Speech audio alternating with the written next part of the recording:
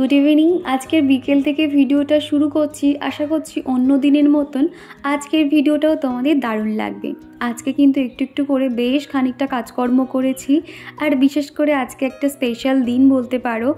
कि वृत्तान्त समस्त किछुई एकटु परे तोमरा जानते पारबे। এই যে গাছগুলো দেখতে পাচ্ছ, আগের দিন রাত্রিবেলা চিকুর পাপা অফিস থেকে ফেরার পথেই আর কি এনেছিল, ওই দাদা পাঠিয়েছিল আমার জন্য। তো রাত্রিবেলা গাছে আর লাগানো হয়নি, তো এখন একটু সমস্ত কাজবাজ সেরে নিয়েছি আর এখন হলো বিকেলবেলা। তো গাছগুলোকে ভাবছি লাগিয়ে নেব। এগুলোকে সম্ভবত পার্পেল হার্ট বলে। আর এই সবুজ কালার যে গাছটা দেখতে পাচ্ছ, এইটা না মনে হচ্ছে পাথরকুচি পাতা বা এরকম কিছু একটা হবে। আমি খুব একটা গাছ চিনি না। আর এগুলো না খুব সহজেই কিন্তু বেড়ে ওঠে, লতানো গাছ আর কি। যে কোনো জায়গা, রুমের যে কোনো মানে ধারে কিন্তু রুম ডেকোরেশনের জন্য খুব ভালো লাগে। এগুলো ভাবছি কয়েকটা জেঠুদের যে বাগান রয়েছে ওই মাটিতে লাগাবো আর কয়েকটা টবে আর দু একটা জলে লাগিয়ে দেবো, কেননা বেশ কয়েকটা আছে। তো আমি ছোট ছোট করে ডোকগুলো নিয়েছি, সেগুলো এখন মাটিতে লাগানো হয়ে গেছে। আর এখন এই যে ফুলের টব দেখতে পাচ্ছ, এখানে কয়েকটা লাগিয়ে এখন জল দিয়ে দিচ্ছি। এই গাছগুলো কিন্তু দেখতে খুব ভালো লাগে জানো তো। আর এই টবে না মাটি ছিল, তো সেখানেই আর কি গাছগুলোকে লাগিয়ে নিয়েছি। আপাতত গাছগুলো ভালো করে সেট হয়ে যাক, তারপরে ভালো একটা সুন্দর টবে লাগিয়ে নেব। আর এই যে গাছগুলো দেখতে পাচ্ছ জেঠুদের বাগানে আর কি দিয়ে দিয়েছি। তো গাছগুলো কিন্তু যদি একটু সুন্দরভাবে বেড়ে ওঠে না, এই মাটিটা কিন্তু খুব ভালো মাটি। জেঠুদের এই বাগানে অনেক ফুল গাছ রয়েছে, পরে কোনো একটা দিন তোমাদেরকে ঘুরিয়ে অবশ্যই দেখাবো। তো এই যে আমিও রেডি হয়ে গেছি। তো আমি আর চিকু এবার বার হব। তো প্রায় 5:30 বাজতে চললো। তো চলো ঝটপট বাড়ো, এখনও তো ঘরের অনেক কাজ আছে। তো ভাবলাম এগুলো সব থাক, এসে আর কি সারবো। তো এই একটা ছোট সাইড ব্যাগ নিয়েছি, ওই ব্যাগে জলের বোতল, পার্স, এটা ওটা আর কি নিয়েছি। তো চলো তোমরা ভিডিওটা দেখতে থাকো। এই যে চিকু রেডি হয়ে গেছে, এবার চিকুকে নিয়ে তুমি কোথায় যাচ্ছ ভাবি? ঘুরতে নয়, বলো ডক্টরের কাছে। বলো ডক্টরের কাছে যাচ্ছি। বলছে নো। এই প্রথমবার চিকুকে নিয়ে আমি ডক্টরের কাছে এসেছি। তো বাড়ি থেকে একদম কাছেই বলতে গেলে, অটো ধরে নিয়েছিলাম, 5-10 মিনিট রাস্তা আর কি। তো সেখান থেকে নেমে আমি নাম লিখিয়ে এখনই বসে রয়েছি। ডক্টর অলরেডি এসে গেছিলো। তো আমার 14 নম্বরে নাম ছিল। আর এই ডক্টরটা কিন্তু বেশিক্ষণ সময় নেয় না, ঝটপট আর কি দেখে নেয়। তো চিকুকে না এনার কাছে যখনই আনি, চিকু কিন্তু একদম সুস্থ হয়ে যায়। আপাতত 4-5 রকমের ওষুধ লিখে দিয়েছে, তো সেগুলো আপাতত খাওয়াবো, দেখা যাক কি হয়। আশা করছি একদিনের মধ্যেই ভালো হয়ে যাবে। বাইরে এত পরিমাণে ঠান্ডা না, কনকন করছে। আর আমি যেহেতু জানি ডক্টরের কাছে যাব, সেই জন্য তাড়াহুড়ো করে কাজ করছিলাম। তাও মনে হচ্ছিল যে আপাতত এই কয়েকটা বাসনগুলো নয় থাক, আমি এসে সন্ধ্যের দিকে নয় মেজে নেব। আর আসতে মোটামুটি 8টা 8:30 মতন বেজে গেছে। আর এখন এই তো কয়েকটা থালা বাসন রয়েছে, সেগুলো এখন মেজে নিচ্ছি। সন্ধ্যের পর থেকে তো টুকটুক করে অনেক কাজকর্ম থাকে, সেগুলো তো যেহেতু করতে পারিনি। এখন এই যে এসে চিকুকে আগে বিছানায় তুলে দিয়েছি ঠান্ডার মধ্যে। তো ব্ল্যাঙ্কেটে বসে বসে এখন ওই কার্টুন এটা ওটা দেখছে, বই নিয়ে খেলা করছে, এই আর কি। তো বাসনগুলো সুন্দর করে মেজে নিয়েছি। আর এখন এই সেলফ কাউন্টারটাও পরিষ্কার করে নেব। আমি সবসময় চেষ্টা করি যখনকার কাজ তখনই সেরে নেওয়ার, আর যখন করতে পারি না সাথে সাথে কিন্তু সেই কাজটা সেরে নেওয়ার চেষ্টা করি। তা না হলে মানে পরে দেখা যাবে সেই কাজটা আরও অনেকটা সময় লেগে যাচ্ছে আর নিজেরও যেন এনার্জি পাই না। আর এখন এই তো গ্যাসটাও মুছে নিচ্ছি, একটু তেল ছিটকে পড়েছিল আর কি। আর এই স্পঞ্জগুলো দিয়ে না এত সুন্দর গ্যাস পরিষ্কার হয়। সামান্য একটু ভিম লিকুইড নিয়ে নিতে হবে, নিয়ে সেলফ কাউন্টার কিংবা গ্যাস দেখবে পরিষ্কার করলে একদম কোনো রকম দাগ ছোপ আসে না, একদম চকচক করে। এরকম স্পঞ্জ কিন্তু আমি ওই শপিং মল থেকে মনে হয় কিনেছিলাম, 3টে কিনেছিলাম, 100 টাকা নিয়েছিল। খুব ভালো, একটা কিন্তু তোমার অনেক দিন হয়ে যায়। মোটামুটি তুমি 3টে তো তুমি 2 বছর কিন্তু ভালোভাবে চালাতে পারবে। তো দেখো আমি কিন্তু খানিকক্ষণ লাগিয়ে রেখেছিলাম, তারপর একটা শুকনো কাপড় দিয়ে সুন্দর করে গ্যাসটাকে পরিষ্কার করে নিচ্ছি। আর কৃষ্ণা সর্দার বলেছ, খুব ভালো লাগলো দিদিভাই তোমার ভিডিওটা, তবে চিকু খুব তাড়াতাড়ি ভালো হয়ে যাবে। হ্যাঁ গো, ওই ডক্টরের কাছে ঘুরে এসেছি মানে চিকু দেখবে খুব তাড়াতাড়ি সুস্থ হয়ে যাবে। আর মানসী দে বলেছ, দিদিভাই তোমার খাটটা কি স্টিলের? হ্যাঁ গো, আমার খাটটা স্টিলের খাট। আগের দিনের ভিডিওতে তো তোমরা দেখেছিলে আমি বিকেল পর্যন্ত ভিডিওটা রেখেছিলাম, আর তারপর থেকেই কিন্তু আমি ভিডিওটা শুরু করেছি। দুপুরে যা রান্নাবান্না করেছিলাম, তো ভাবলাম যে রাত্রিবেলা তো চিকুর পাপা রুটি খাবে, তাহলে আমি হয়তো আটাটা মেখে যেতে পারবো। কিন্তু আমি না, বিশ্বাস করো, একদম সময় পাইনি। বাড়িতে এসে আমি কিন্তু আগে আটাটা মেখে নিয়েছি, তারপরে কিন্তু সেলফ কাউন্টার সুন্দর করে পরিষ্কার করে নিচ্ছি।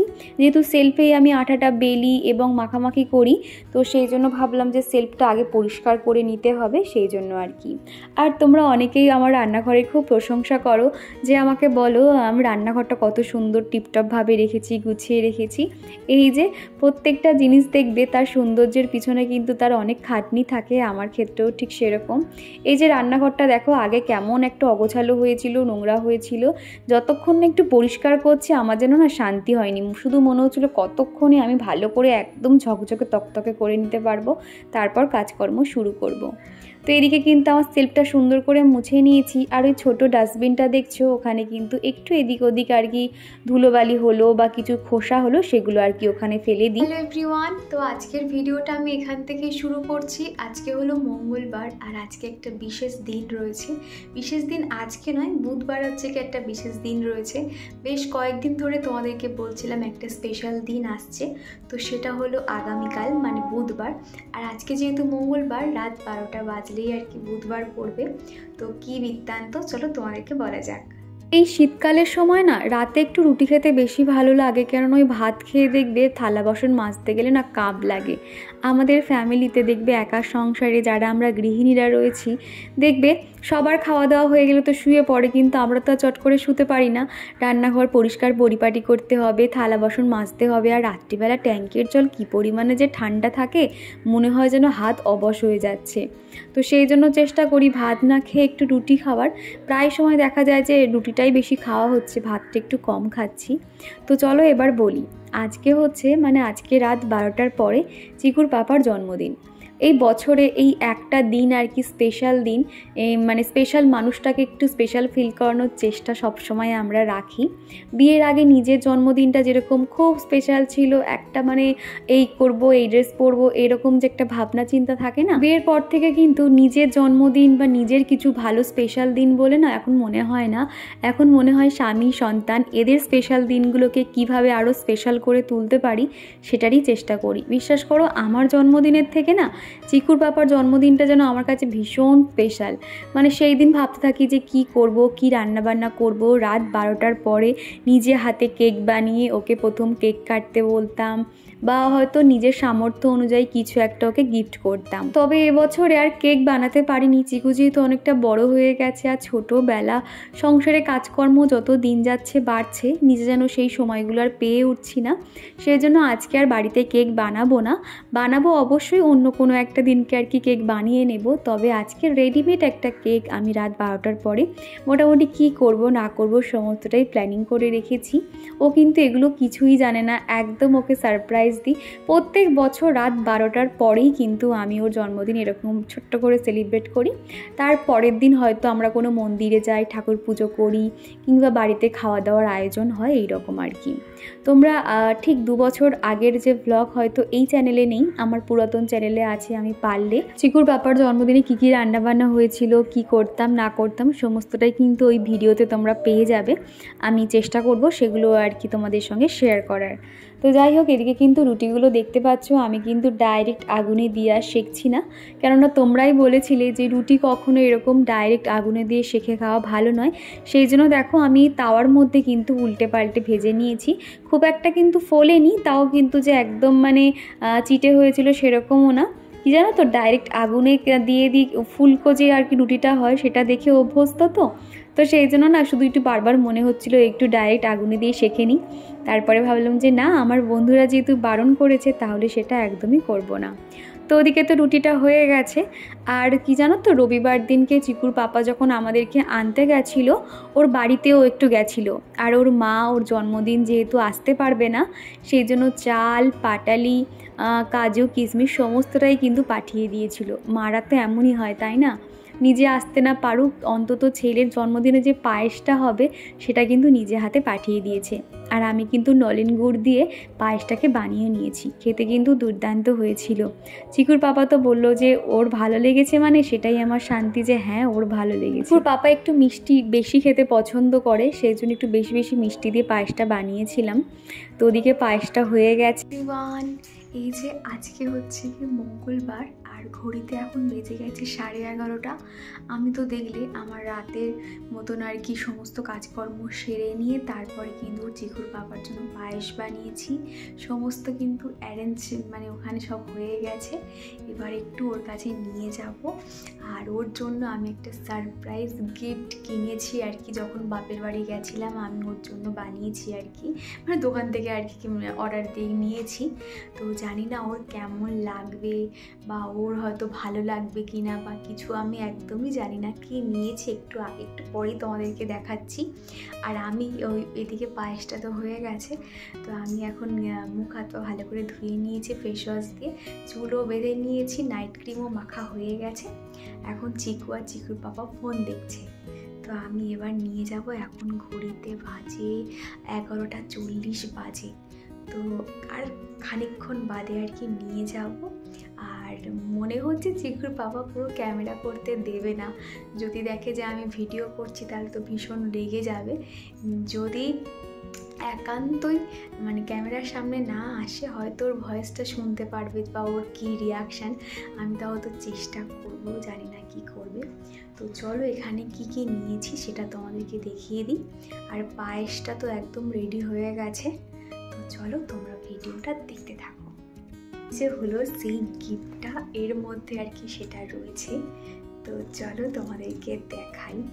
আমি তো মানে তোমাদেরকে বলেছিলাম যে আমি মানে এই ইউটিউব দিয়ে কিছু অন্তত আর্ন করতে পারি, আর সেই টাকা দিয়ে কিন্তু আমি এটা চিকুর পাপাকে এখন দিয়েছি।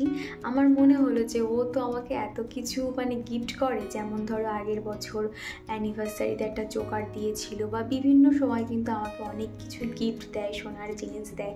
তো আমি তো ওকে কিছু দিতে পারি না, তো আমার মনে হলো যে ওকে অন্তত কিছু নিজের উপার্জন থেকে দিই, তাহলে হয়তো ওর ভালো লাগবে, সেই কারণে আর কি।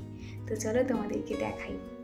চিকুর পাপা প্রত্যেক মাসে যে আমাকে হাত খরচ দেয় সেগুলো আমি জমিয়ে রেখে ওকে কিছু একটা বানিয়ে দিই। তবে আজকে যে গিফটটা ওকে দিচ্ছি সম্পূর্ণ নিজের উপার্জনের টাকায়, আর এই ফিলিংসটা যে কী তোমাদেরকে বলে বোঝাতে পারবো না। দেখবে আমরা যখন নিজেরা ইনকাম করি এবং সেই টাকা দিয়ে প্রিয়জনদের কিছু একটা উপহার করতে পারি, সেটা ছোট হোক কিংবা বড় হোক, যেমনই হোক না কেন, সেটা যে কতটা আনন্দের সেটা জাস্ট বলে বোঝানো যাবে না। এতদিন তো আমি ওর টাকা দিয়ে ওকে ঘড়ি কিংবা ফুল এনে দিতাম, তবে এই যে একটা ওকে জিনিসটা দিতে পেরেছি না, আমি তো ভীষণ খুশি হয়েছি। আর এই ব্রেসলেটটা পেয়ে চিকুর পাপার রিয়াকশানটা কী বা কেমন তোমরা অবশ্যই দেখে নেবে, একটু পরেই তোমরা দেখতে পারবে। আমি তো ভেবেছিলাম হয়তো পছন্দ হতে পারে কিংবা না, যেহেতু হাতে না খুব একটা ব্রেসলেট পরতে কখনো দেখিনি, সবসময় বালাই পরে। আর এদিকে দেখো 12টা বাজতে আর খানিকক্ষণ বাকি রয়েছে, আমি পায়েসটাও রেডি করে নিয়েছি। আর এদিকে রয়েছে জয়নগরের মোয়া আর টেস্ট অ্যান্ড বাইট থেকে এই ফ্রুট কেকটা আর কি। প্রত্যেকটা খাবার ওর ভীষণ ফেভারিট, এই ফ্রুট কেকটা খেতে খুব পছন্দ করে। আর মোয়া পায়েস তো রয়েছে, মোমবাতিটাও সেট করে নিয়েছি। তো এবার সোজা চলে যাব বিছানাতে, দেখা যাক চিকুর পাপা কি বলে। আর আমাদের চিকু ভেবেছে ওর জন্মদিন, সে তো এখন কেকটা নিয়ে লাফালাফি শুরু করে দিয়েছিল, মোমবাতিটা ফু দিয়ে লেভাচ্ছিল। অন্য করে হাতটা পাচ্ছে, আরে ভিডিও করছি না, জাস্ট ইয়ে করছি, ফ্ল্যাশটা দিয়েছি। চোখটা বন্ধ করো, আরে চোখটা বন্ধ, এই তো। আরে ভিডিও করছি না, তুমি শুধু হাতটা দাও। আরে তোমাকে একটা জিনিস দেবো, হাতটা পাতো। এবার চোখটা বন্ধ করো, আরে চোখটা বন্ধ করো, চোখটা বন্ধ করো।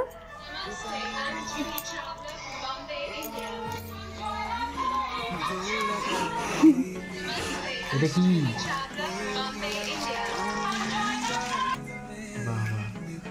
এটা এত দাম দিয়ে কেন করেছো? আমার ঘরে একটা পড়ে আছে এরকম। তুই চুপ করো, কেমন বলছি আমার ঘরে একটা এরকম মোটা পড়ে আছে, আমি পরি না, মা বানিয়ে দিয়েছিল। কেন ভালো লাগে না? ভালো লাগে না, না আমার হাতে বালা পরি বলে আমি ওগুলো পরি না। ভালো হয়েছে। তোমার কি পছন্দ হয়েছে কি? সেটা ভালো হয়েছে। এটা এত মোটা জিনিসটা কেউ পরে?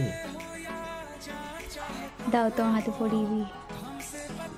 দেখলেই তো চিকুর পাপা কিন্তু ক্যামেরার সামনে একটুও আসতে চায় না।